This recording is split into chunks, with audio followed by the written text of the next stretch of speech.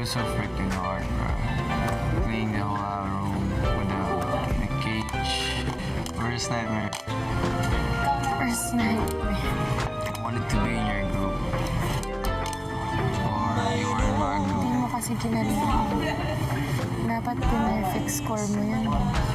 Sobrang saya ko po talaga na I get to spend my time with her, na makasama siya at makausap siya. Yesterday was so sad.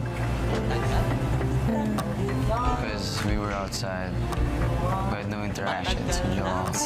Kahit man nung nasa selda man kami, basta nakikita ko siya, nagiging positive lang yung mindset ko. Akala ko nasa tayo sa violations. Ayos ka talaga, bro.